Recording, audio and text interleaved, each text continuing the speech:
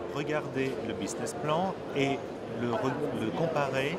aux informations que nous pouvons avoir par ailleurs sur d'autres franchisés, clients ou non clients. On fait une sorte de benchmark qui va nous permettre de valider le potentiel ou en tout cas les éléments qui nous sont fournis. Est-ce qu'on est sur un dossier qui est très largement en dessous de ce que réalise l'enseigne et donc a priori avec un chiffre qui va pouvoir être atteint, ou au contraire, est-ce qu'on est déjà sur des moyennes hautes constatées sur l'enseigne? Ça, c'est un premier élément, et donc si le business plan contient déjà des informations de référence ou de comparaison, c'est déjà un point très positif. Ensuite, ce que nous allons regarder, c'est est-ce que le business plan a été construit en tenant bien compte de tous les besoins, et notamment en termes de trésorerie. Parce que ça, c'est un point sur lequel souvent les franchisés ont un peu de faiblesse. C'est vraiment au travers du prévisionnel de trésorerie qu'on va pouvoir juger tous les besoins au-delà des besoins d'investissement, tous les besoins financiers de l'entreprise, et c'est aussi ce qui va nous permettre tout au long de l'année de piloter avec le chef d'entreprise ses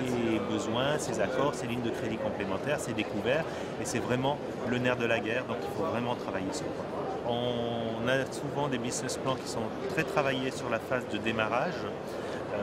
et puis ensuite sur un bilan prévisionnel, donc à 1 an, mais par contre toute la période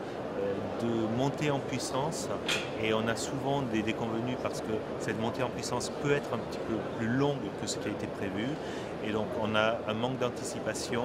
Le besoin de fonds de roulement donc, qui est lié directement à cette montée en puissance qui peut être plus ou moins rapide est vraiment quelque chose que nous allons regarder. Donc le franchisé a quand même besoin, tout en restant dans une logique, parce qu'il n'est pas question non plus de baisser le chiffre d'affaires et le rendre incohérent avec les résultats ou les chiffres réalisés par d'autres franchisés du même réseau, mais de